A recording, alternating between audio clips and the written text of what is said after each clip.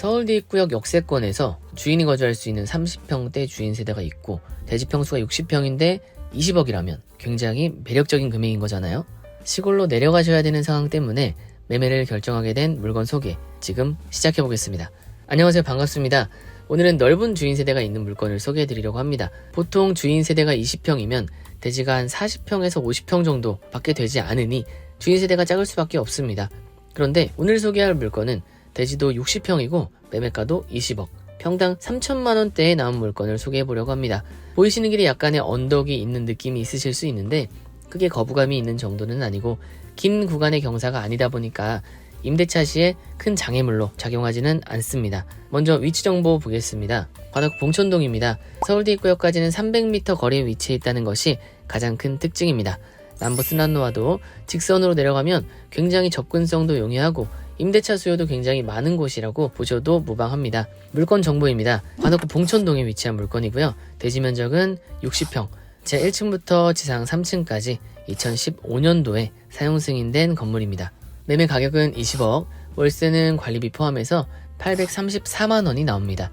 실투자금은 12억 6천입니다. 실투자금이 10억 이상 들어가기는 하지만 그래도 안정적인 수익을 기대하면서 거주까지 가능합니다. 말씀드린 임대가는 주인 세대를 월세로 임대차할 경우의 케이스니까 참고해 주시면 되고, 이제 주변을 돌아봐도 도로는 좁지 않고 반듯반듯합니다. 저기 높게 올라가고 있는 건물이 있는 게 복개도로고 봉천로라고 합니다. 여기서부터 300m가 채 되지 않습니다. 그리고 그 뒤쪽으로 남부순환로가 바로 있습니다. 오늘 소개해드릴 건물이 앞에 보이시는 벽돌로 시공된 건물입니다. 안쪽에 들어가 있기는 하지만 진입로가 굉장히 넓어서 안쪽으로 들어가 있는 건물처럼 보이지 않고 도로 멀리서도 건물이 꽤나 잘 보입니다. 진입로까지는 도로여서 혹시 도로 면적 포함 60평이라고 오해하실 수 있으실 것 같아서 한번 말씀드립니다. 평당가 따져보면 금액은 아주 좋은 금액이라고 보여집니다. 건물 옆쪽으로 주차 한 대가 가능한데 필요하면 2대도 주차가 가능할 것으로 보여지고요. 바로 앞쪽으로도 주차가 한 대 있습니다.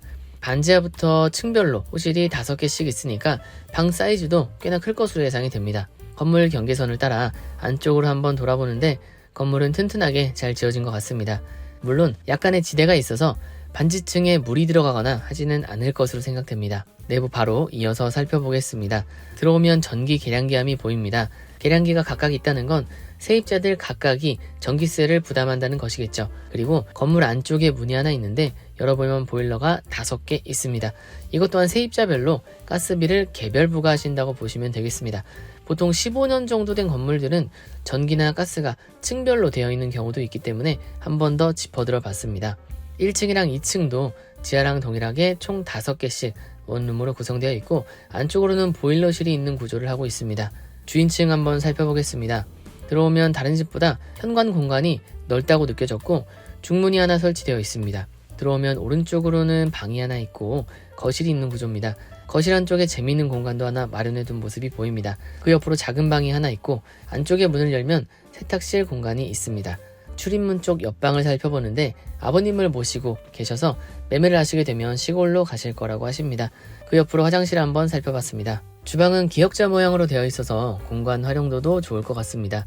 옆으로 간소하게 냉장고와 식탁이 배치되어 있습니다. 거실창이 있는 방향이 아까 출입문 방향이라고 보시면 되는데 도로랑 앞집 중간 정도라고 보시면 될 것 같습니다. 아파트로 따지면 남향의 3베이 구조 정도라고 보시면 이해가 쉬우실 것 같습니다.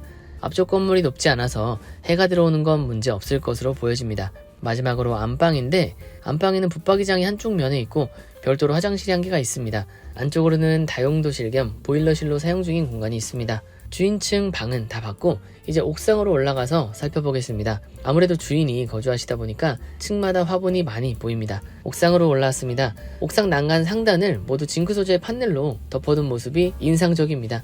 요즘 제가 건물 지으면서 이것저것 많이 살펴보는데 두껍석 마감하고 그 위에 다시 판넬을 덮으면 누수의 가능성이 완전히 잡힐 수도 있다는 얘기를 들은 적이 있기도 합니다. 소소하게 상추랑 대파도 심어서 키우시고 계시고 옥상은 대지 면적이 크다 보니 꽤나 넓은 공간을 활용하실 수 있을 것 같습니다. 여기는 계단실이고요. 다시 내려가 보겠습니다. 계단실 공간을 창고 형태로 만들어서 활용도를 높이고 계신데 오래 사셨다 보니 짐들이 꽤나 많은 것 같습니다. 밖으로 나왔습니다. 오늘 물건 보시면 60평에 20억이니까 평당 3,300만원 개념입니다. 거의 땅값에 나왔다라고 보여지고, 건물은 공짜라고 하기에는 조금 애매할 수 있지만 건물 가격이 굉장히 반영이 안 된 그런 건물이라고 저는 생각이 됩니다. 건물 외관도 그렇게 오래된 느낌은 없고 월세도 굉장히 잘 나가는 위치이기도 합니다. 60평이면 방을 6개 만들어도 될 만한 대지이기도 한데 5개 만들었으면 방이 작지 않다는 것도 장점일 수 있습니다. 다만 방이 크면 수익성이 조금 떨어지기는 하시는데, 이게 제가 손님들을 만나다 보면 성향들이 각각 다 다르셔서 수익성이 무조건 높고 방 많이 있는 건물이 좋아 라고 하시는 분도 계시고, 나는 방이 작으면 절대 안 되니까 방이 컸으면 좋겠어 라고 하시는 분들도 계십니다. 어떤 것이 정답인지는 제가 정해드리는 게 아니라 각자의 상황에 맞는 것이 정답일 수 있습니다. 지금 시점에서 아파트를 팔고 이런 수익형 건물을 사는 게 맞는지 모르겠습니다. 어떤 게 맞는 건가요? 라고 물어보신다면 저는 지금도 서울 아파트 가격은 더 올라갈 거라는 생각이 됩니다. 물론 단기간에 많이 올랐으니 기간적인 횡보하는 구간이 조금 있을 수는 있겠죠.